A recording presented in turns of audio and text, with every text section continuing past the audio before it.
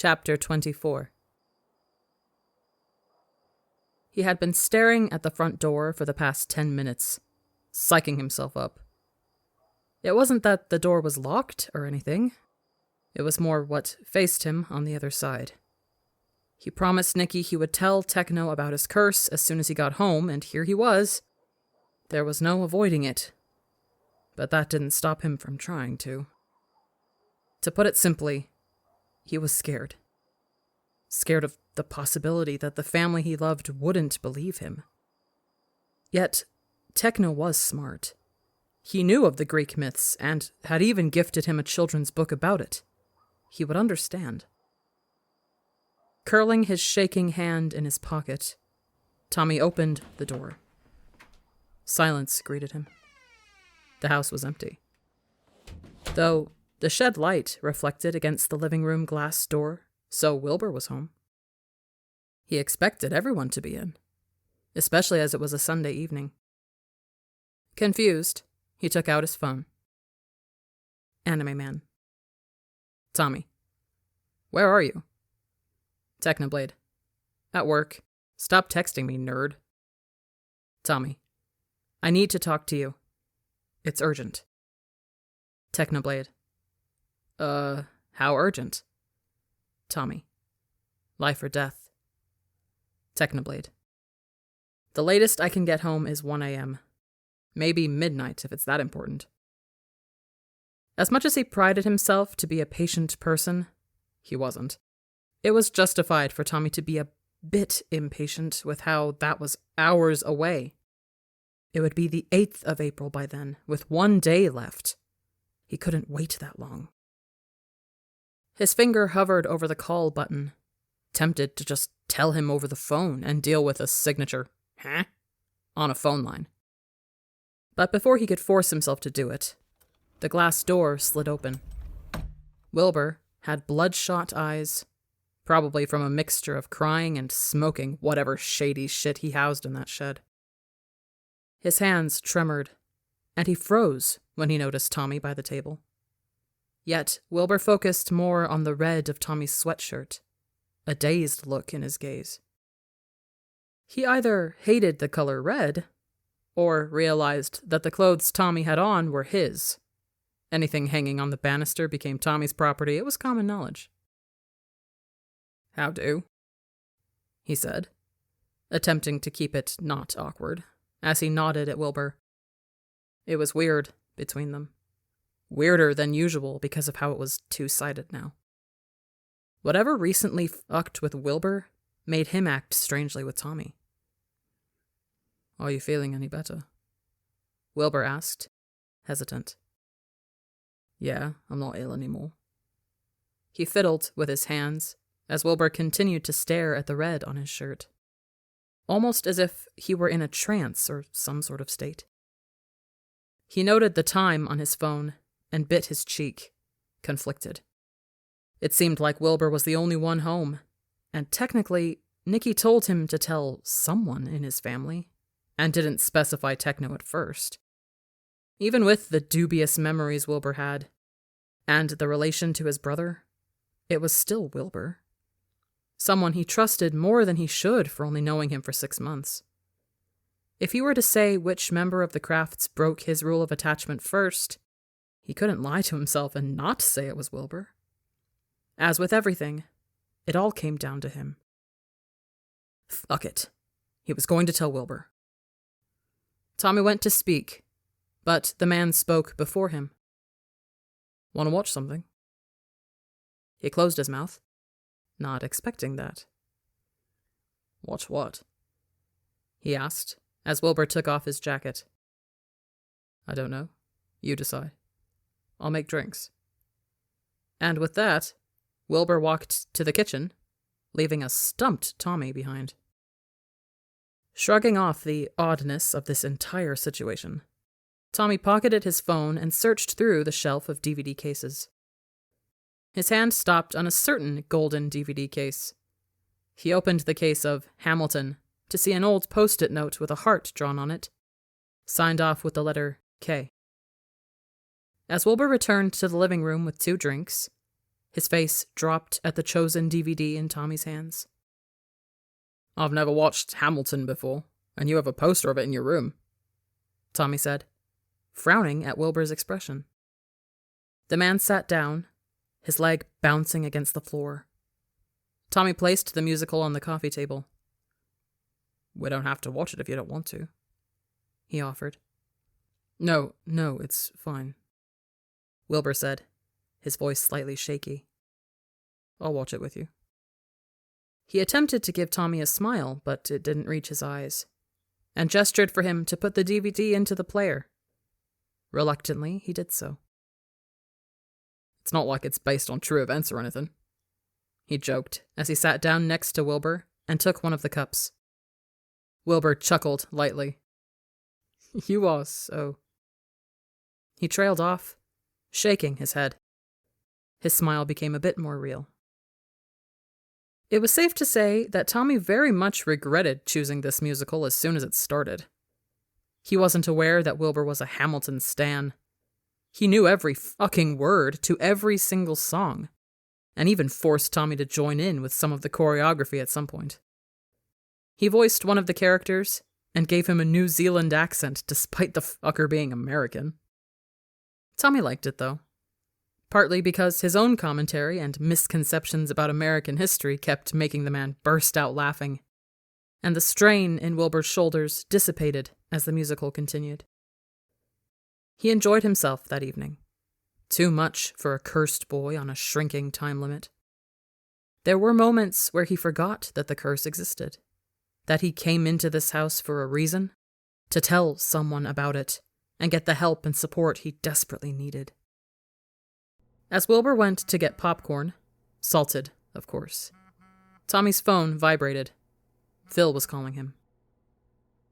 "Hey, I was just checking to see if you're all right," Phil said on the other side of the phone. "There's traffic, so I'll be a bit late home." Tommy brought the phone closer to his ear. "No, I'm not all right. I may not be violently thrown up anymore, but Will keeps singing over Hamilton with his shit voice, and I hate it here." A brief silence accompanied them. Tommy checked if the call was still going on. "Phil?" Sorry, it surprised me." Phil spluttered out. "It's just that Wilbur hasn't watched that since his mother passed. It was their favorite musical." He froze in his seat. At least that explained Wilbur's initial reaction to Tommy choosing this to watch. Though it confused him why Wilbur didn't protest more against watching it. Why he even allowed Tommy to put it on. "Oh," he said into the phone, speechless. He didn't know how to react or even feel. Maybe warmed that Wilbur trusted him enough to share something with him that was tied so closely to his mother?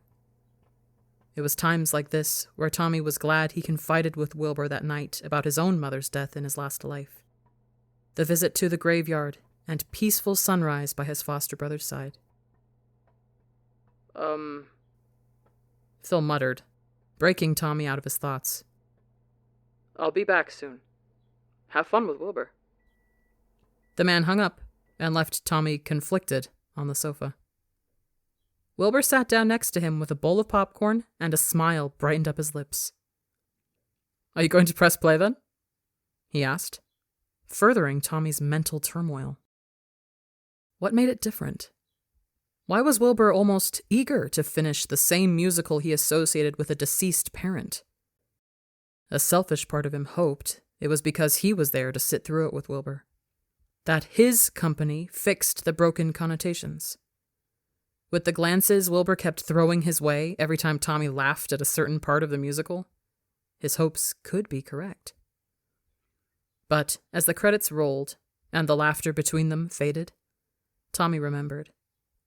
He needed to do what he promised Nikki. It was only 11 o'clock, and techno would take too long. He turned to face Wilbur, thankful that this evening with him dissolved the resemblance to W. Soot for now. "I need to tell you something," he stammered, pushing the weighted words off his tongue. "But I..." A coldness spread over his chest. You can tell me anything, Toms, Wilbur assured, with his hand on Tommy's shoulder comfortingly. The touch tingled his skin. It felt stable. Take your time.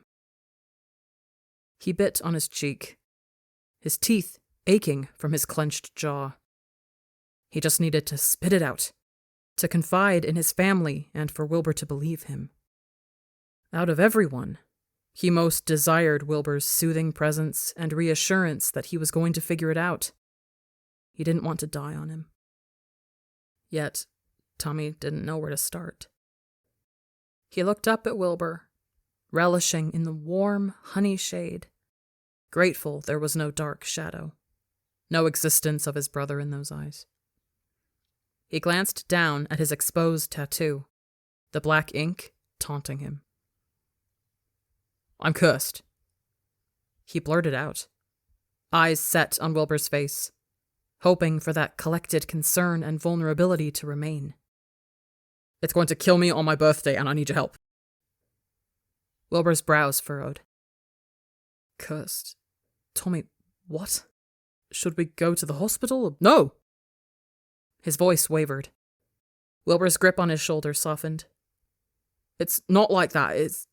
Just hear me out. The man nodded with such sincerity that Tommy, despite the hammering of his heart, felt safe. Safe to continue and pour his heart out to him, to finally share his struggles and accept that he needed more help. He exhaled lightly before continuing. You know Greek mythology, right? So I've been cursed by this god to be reborn until I turn 16 unless I work out what myth is influencing my life. And His voice broke. I've died so many fucking times. Wilbur frowned at him. The sincerity that adorned his face soured. What? Will, okay, please.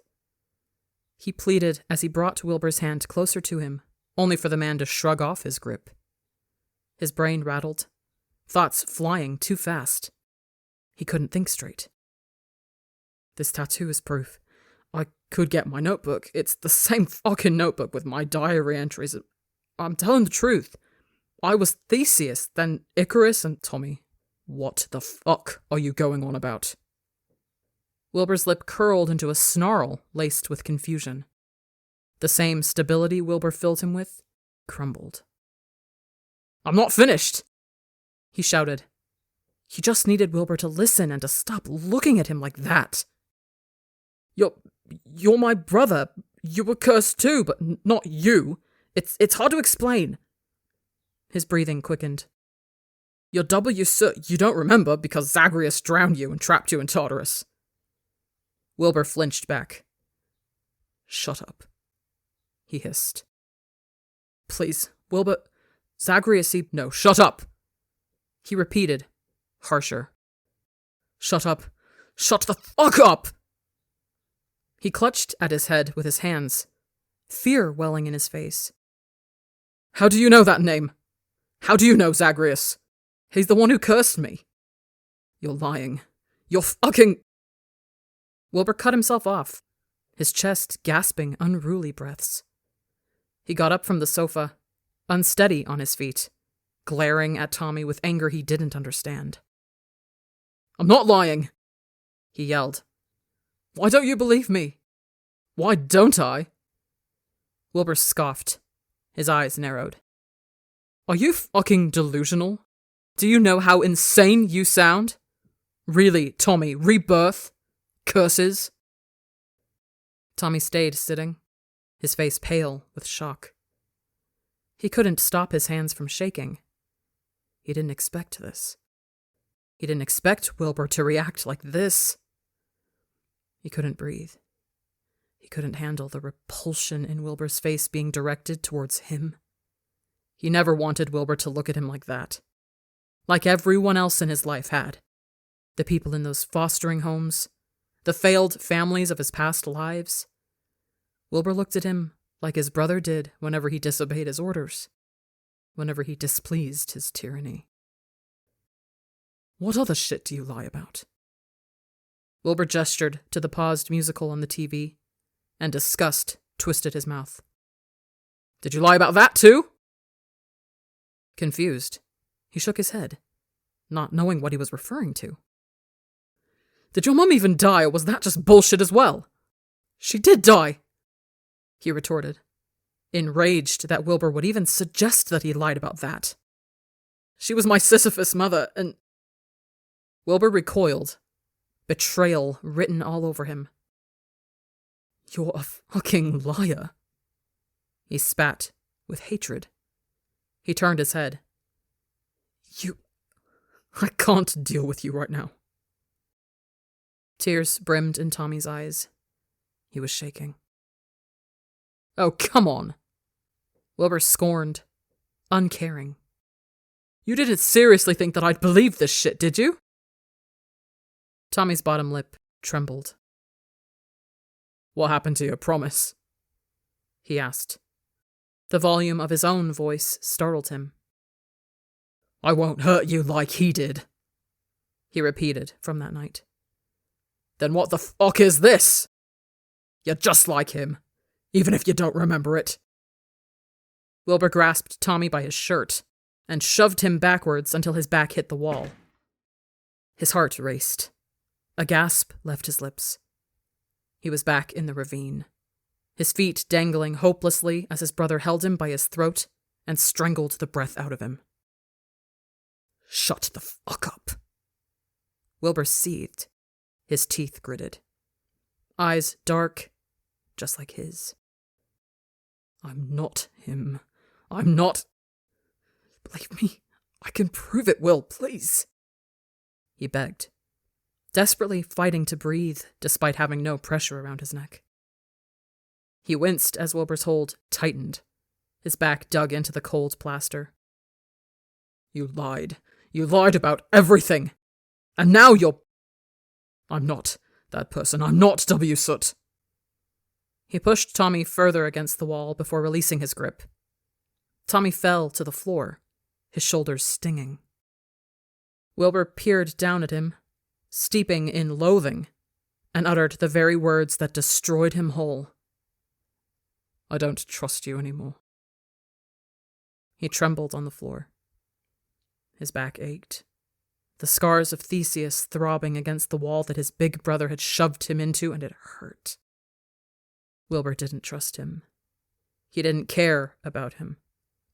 He was a fucking idiot to think that this would have been his second chance, that this family would have saved him.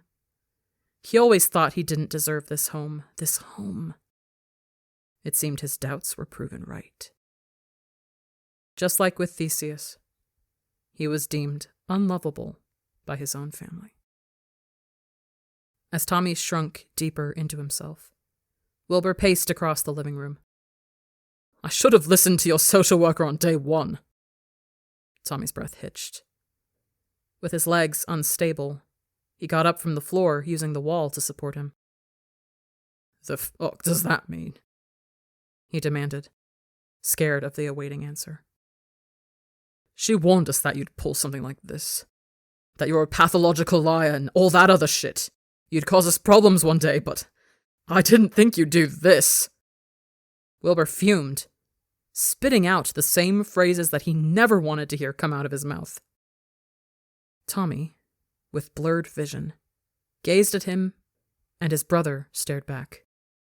Fists clenched, his shoulders tense, lip twisted in anger, and eyes as dark as the ravine walls. You know what?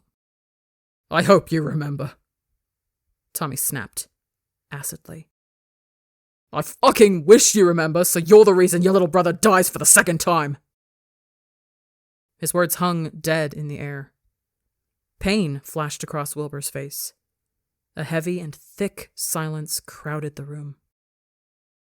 With his chest heaving and tears threatening to spill, he ran.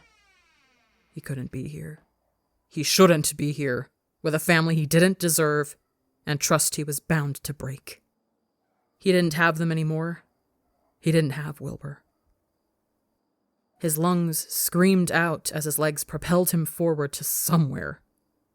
No matter how fast he ran, nothing, absolutely nothing, would let him forget the heartless look on Wilbur's face as the love the man felt for him died. It didn't surprise him where he ended up. The bench by the seawall. A place that brought him comfort and solace, now deemed a grave for the festering darkness in his head. He didn't sit down on the bench this time, as much as his legs wanted to give out from where they stood. Instead, he leaned against the seawall, staring out longingly at the high tide and the big drop. For a sick moment, he couldn't help but wonder how cold those waves were, how long it would take for him to reach the shallow waters if he jumped. Such a fate was only seconds away from becoming real. His phone vibrated in his pocket. Someone was calling him. He picked up his phone and threw it over the seawall, craving the cracking sound it produced. The same sound his bones would make if he... "Tommy?" A gentle and hesitant voice called. "I thought you'd be here." It was Nikki. "Wilbur told me you ran away," she said. Tommy's lips thinned. Is that all he said happened? She joined his side. Her shoulder bristled against his. "What happened, Tommy?" His jaw clenched, the pain in his back reliving the spliced memory of the rough ravine and cold plaster of the house wall. If he closed his eyes for long enough, the hold Wilbur had on his shoulders meshed with his brother's chokehold. "I lied to you before," he whispered, quiet under the wind. "My brother wasn't taken into the Elysian fields. He was drowned in the Leith and sent to Tartarus."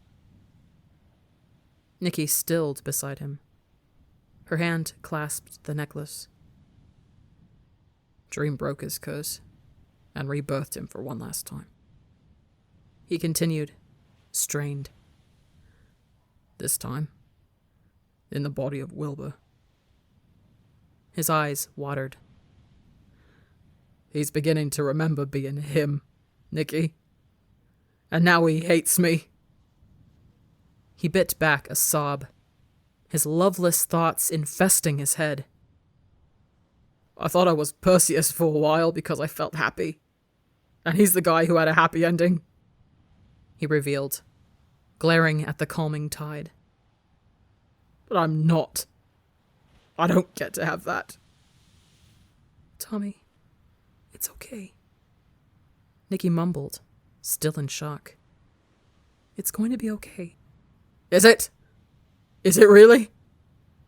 he asked, his voice raising. Nikki didn't answer. His eyes lowered to the rocks by the bottom of the seawall, an inviting distance. "I don't have a physical scar for Sisyphus," he said. "It's more of a permanent mental scar, reminding me every once in a while that I killed myself in that life." You... How?" "I guessed incorrectly on purpose. I realized when I lost everything again that I could just restart. And I don't know if I want to continue again. Wilbur hates me. Phil and Techno will hate me, and..." He trailed off, numb to his swelling tears. "My last moments in this life won't even be with the people I love. The family I always wanted." "I won't let that happen." Tommy scoffed, his voice empty and worthless. "What can you do to help me, Nikki?" She froze. "What are you gonna do to save me, when I don't even want to save myself anymore?" he yelled, the seawall echoing his agony. Her eyes began to water. He was scaring her. "I want to be alone." She eventually left, and the tears he had been holding in for months finally fell. A part of him just wanted to blurt out Perseus's name, for the winds to sweep up the incorrect guess. He wanted it to be true, so much so that it frightened him. At that moment, death by wishing for a happy ending didn't seem so bad. He just wanted to be hugged by Phil again, make Techno laugh, and have his hair ruffled by Wilbur. Apparently, that was too much to ask for. He rubbed his face with his sweatshirt sleeve, and the once calming scent of Wilbur overwhelmed his nose. He was still wearing Wilbur's clothes. Sobs wrenched his chest as he scrambled to take it off, his skin apathetic to the iced breeze that pricked at the skin his underneath t-shirt didn't cover. With a deadened glare, he stared at the crumpled clothing on the ground. Tommy had grown used to people dying on him, but being abandoned by the living hurt the most. As his eyes drooped shut, his body slacked against the bench, alone, with nothing but the waves to keep him company. He found himself standing on top of the maze walls in the void, reminiscent of simpler times, where jumping off would do more good for him than bad, just like in exile. You still haven't figured it out yet. A voice said softly, "Dream." He didn't turn to look at him. His eyes stayed blank and set on the bottomless pit below him. There was a beach in the distance, with the same cloaked figure from the palace on it. The veil on the bonnet seemed darker. The figure nodded at him.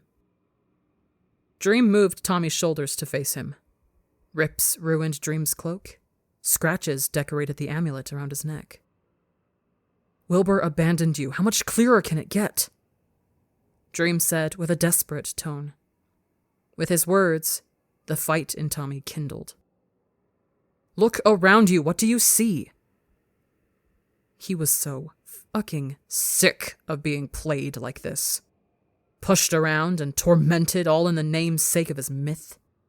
An oblivious pawn to a corrupt game manufactured for the amusement of the gods. He just wanted a happy ending. A family that unconditionally loved him, regardless of his flaws and mistakes. People who readily accepted him. But Tommy was naive to think the gods would hand him such human necessity on a silver platter. He hounded his gaze on Dream, murder in his eyes. This was the person who took Wilbur from him, who made Wilbur have his brother's memories and slowly remember them. "Do you really want to know what I see, Dream?" he said, his tone bitter. His lips pursed. "I see the shell of a broken god who lives through those he tortures, just for a speck of entertainment to make him forget that even though he has ichor flowing through his veins, he is a minor god, no longer worshipped nor cared about." He spat. "You're a product of unconsented adultery, a failure to your father, and trauma for your mother." His shoulders brushed against Dream's. "I bet the reason you chose reincarnation to fuck with us was that you wanted someone else to feel the same hurt you felt." He tilted his head, mockingly, with a cruel grin. "Do you remember, Zagreus, when you were killed?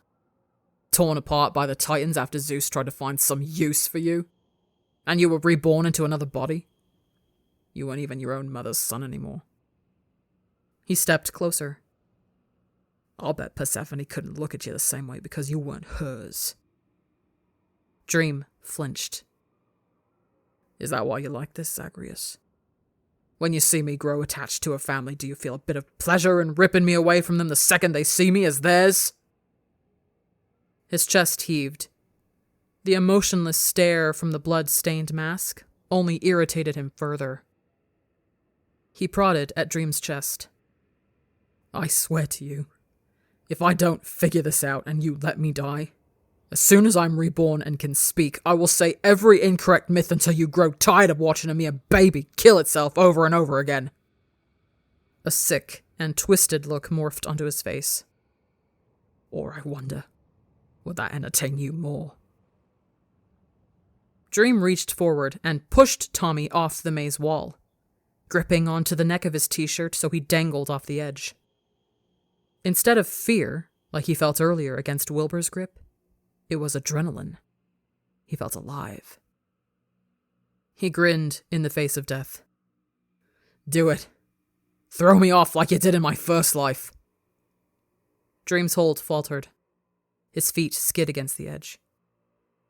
What was that I said to you whilst I begged for mercy? Dream, please, I thought you were my friend. He laughed, hollow and empty. I'm done caring. At this point, I'm done giving a shit whether I live or die, so do it. Fucking kill me. It wouldn't be the first time I die alone. Dream released his grip and clutched Tommy close to his chest before gravity took its toll.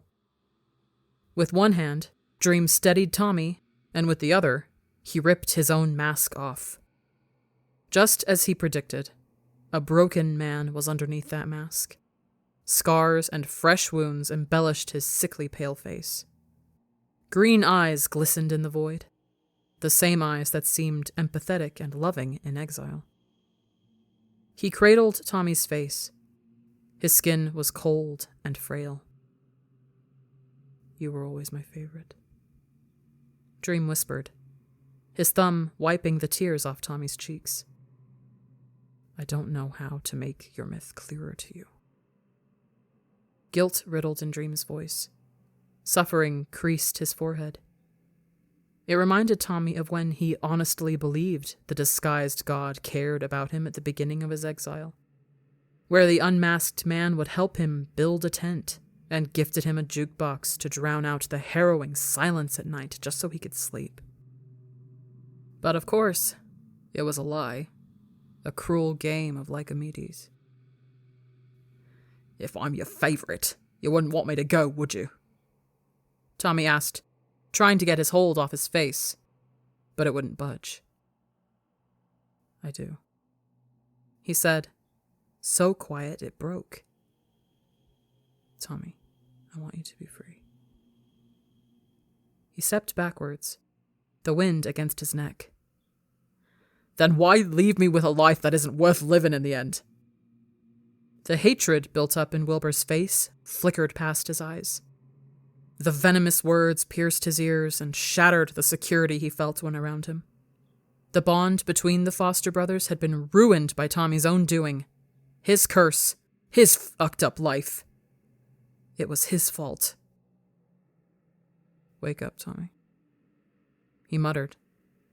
A shadow shaped like a hand came over Dream's shoulder.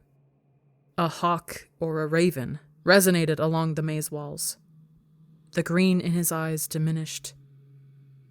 Wake up and figure it out. The shadows engulfed Dream whole. Hands shook Tommy awake. Disoriented, with his wet eyelashes clumped together, the familiar crowned star constellation above his head looked duller than yesterday. His fuzzy vision rendered two figures standing at the front of the bench. Ignoring the cries from his exhausted body, he sat up. Nikki told me you were here, Tubbo said, distressed. Ronbu shrugged off his jacket and draped it over Tommy's shoulders. He stood up, and as he stared at the two of them, the tears returned. Tommy collapsed into Tubbo's arms, not caring about the height difference. His arms cradled the smaller boy's body and buried his face in Tubbo's neck, curling into the warmth. Ronbu rested his arms across Tommy's neck, with his other hand clutching Tubbo closer to the two of them. He refused to ease his hold, hating the part of him that wished for the weight of Ronbu's jacket to be Wilbur. He wanted him back. He screwed his eyes shut. Sobs left his lips as he crumbled further into Tubbo, trying to forget the yearning he will never satisfy.